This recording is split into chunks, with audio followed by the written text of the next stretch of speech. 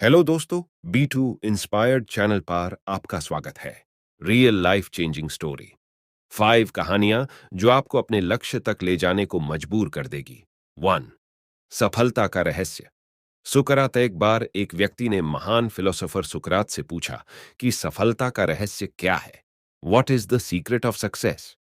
सुकरात ने उस इंसान को कहा कि वह कल सुबह नदी के पास मिले, वहीं पर उसे अपने प्रश्न का जवाब मिलेगा। जब दूसरे दिन सुबह वह व्यक्ति नदी के पास मिला तो सुकरात ने उसको नदी में उतरकर नदी गहराई की गहराई मापने के लिए कहा। वह व्यक्ति नदी में उतरकर आगे की तरफ जाने लगा। जैसे ही पानी उस व्यक्ति के नाक तक पहुंचा, पीछे से सुकरात ने आकर अचानक से उसका मुंह पानी में डुबो दिया। वह व्यक्ति बाहर निकलने के लिए झटपटाने लगा, कोशिश करने लगा, लेकिन सुकरात थोड़े ज्यादा स्ट्रांग थे। सुकरात ने उसे काफी देर तक पानी में डुबोए रखा। कुछ समय बाद सुकरात ने उसे छोड़ेच दिया और उस व्यक्ति ने जल्दी से अपना मुंह पानी से बाहर निकालकर जल्दी जल्दी सांस ली।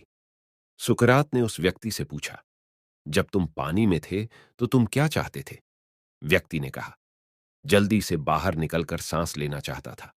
सुकरात ने कहा, यही तुम्हारे प्रश्न का उत्तर है। जब तुम सफलता को उतनी ही तीव्र इच्छा से चाहोगे जितनी तीव्र इच्छा से तुम सांस लेना चाहते हैं, तो तुम्हें सफलता निश्चित रूप से मिल जाएगी। नंबर 2 अभ्यास का महत्व। प्राचीन समय में विद्यार्थी गुरुकुल में रहकर ही पढ़ा करते थे। बच्चे को शिक्षा ग्रहण करने के लिए गुरुकुल में भेजा जाता था। बच्चे गुरुकुल में गुरु के सानिध्य में आश्रम की देखभाल किया करते थे और अध्ययन भी किया करते थे। वरदराज को भी सभी की तरह गुरुकुल भेज दिया गया। वहां आश्रम में अपने साथियों के साथ घुलने मिलने लगा, लेकिन वह पढ़ने में बहुत ही कमजोर था। गुरुजी की कोई भी बात उसके बहुत कम समझ में आती थी। इस कारण सभी के बीच वह उपहास का कारण बनता है। उसके सारे साथी अगली कक्षा में चले गए, लेकिन वो आगे नहीं बढ़ पाया। गुरुजी जी ने भी आखिर हार मानकर उसे बोला, बेटा वरदराज, मैंने सारे प्रयास करके देख लिए हैं। अब यही उचित होगा कि तुम यहां अपना समय बर्बाद मत करो। अपने घर चले जाओ और घर वालों की काम में मदद करो। वरदराज ने भी सोचा कि शायद विद्या मेरी किस्मत में नहीं है, और भारी मन से गुरुकुल से घर के लिए निकल गया। दोपहर का समय था। रास्ते में उसे प्यास लगने लगी। इधर उधर देखने पर उसने पाया कि थोड़ी दूर पर ही कुछ महिलाएं कुएं से पानी भर रही थीं। वह कुएं के पास गया। वहां पत्थरों पर रस्सी के आने जाने से निशान बने हुए थे, तो उसने महिलाओं से पूछा, यह निशान आपने कैसे बनाए? तो एक महिला ने जवाब दिया, बेटे, यह निशान हमने नहीं बनाए। ये तो पानी खींचते समय इस कोमल रस्सी के बार बार आने जाने से ठोस पत्थर पर भी ऐसे निशान बन गए हैं। वरदराज सोच में पड़ गया। उसने विचार किया कि जब एक कोमल से रस्सी के बार बार आने जाने से एक ठोस पत्थर पर गहरे निशान बन सकते हैं, तो निरंतर अभ्यास से मैं विद्या ग्रहण क्यों नहीं कर सकता। वरदराज ढेर सारे उत्साह के साथ वापस गुरुकुल आया और अथक कड़ी मेहनत की। गुरुजी ने भी खुश होकर भरपूर सहयोग किया। कुछ ही सालों बाद यही मंदबुद्धि बालक वरदराज आगे चलकर संस्कृत व्याकरण का महान विद्वान बना, जिसने लघु सिद्धांत कौमुदी, मध्य सिद्धांत कौमुदी, सार सिद्धांत कौमुदी, गीर्वाण पद मंजरी की रचना की। शिक्षा, मॉरल। दोस्तों, अभ्यास की शक्ति का तो कहना ही क्या है। यह आपके हर सपने को पूरा करेगी। अभ्यास बहुत जरूरी है, चाहे वो खेल में हो या पढ़ाई में या किसी और चीज में। बिना अभ्यास के आप सफल नहीं हो सकते हो। अगर आप बिना अभ्यास के केवल किस्मत के भरोसे बैठे रहोगे, तो आखिर में आपको पछतावे के सिवा और कुछ हाथ नहीं लगेगा। इसीलिए अभ्यास के साथ धैर्य, परिश्रम और लगन रखकर आप अपनी मंजिल को पाने के लिए जुट जाए। नंबर 4 भारत रत्न प्राप्त डॉक्टर एपीजे अब्दुल कलाम। अब्दुल कलाम का जन्म 15 अक्टूबर 1931 को तमिलनाडु के एक गांव धनुषकोडी में हुआ था। इनके पिता मछुआरों को किराए पर नाव देते थे। कलाम ने अपनी पढ़ाई के लिए धन की पूर्ति हेतु अखबार बेचने का कार्य भी किया। डॉक्टर कलाम ने जीवन में अनेक चुनौतियों का सामना किया। उनका जीवन सदा संघर्षशील रहने वाले एक ऐसे व्यक्ति की कहानी है, जिसने कभी हार नहीं मानी तथा देशहित में अपना सर्वस्व न्योछावर करते हुए सदा उत्कृष्टता के पथ पर चलते रहे। 71 वर्ष की आयु में भी वे अथक परिश्रम करते हुए भारत को सुपर पावर बनाने की ओर प्रयासरत थे। भारत रत्न डॉक्टर अब्दुल कलाम भारत के 11वें राष्ट्रपति बने। वे भारत रत्न से सम्मानित होने वाले तीसरे राष्ट्रपति हैं। भारत के मिसाइल कार्यक्रम के जनक डॉक्टर कलाम ने देश को अग्नि एवं पृथ्वी जैसी मिसाइलें देकर चीन एवं पाकिस्तान को इनकी रेंज में लाकर दुनिया को चौंका दिया। एक बार एयरफोर्स के पायलट के साक्षात्कार में 9वें नंबर पर आने के कारण कुल 8 प्रत्याशियों का चयन करना था।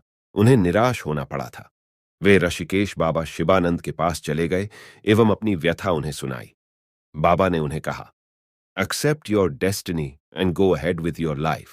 You are not destined to become an Air Force pilot. What you are destined to become is not revealed now, but it is predetermined. Forget this failure, as it was essential to lead you to your existence. Become one with yourself, my son. Surrender yourself to the wish of God. बाबा शिवानंद का कहने का अर्थ यह था कि असफलता से निराश होने की आवश्यकता नहीं। यह असफलता आपकी दूसरी सफलताओं के द्वार खोल सकती है। तुम्हें जीवन में कहां पहुंचना है इसका पता नहीं। आप कर्म करो, ईश्वर पर विश्वास करो। डॉक्टर कलाम का जीवन हर उस नवयुवक के लिए आदर्श प्रेरणा स्रोत है जो अपने जीवन में एक असफलता मिलने पर ही निराश हो जाते हैं। डॉक्टर कलाम ने अपने सारे जीवन में निस्वार्थ सेवा कार्य किया।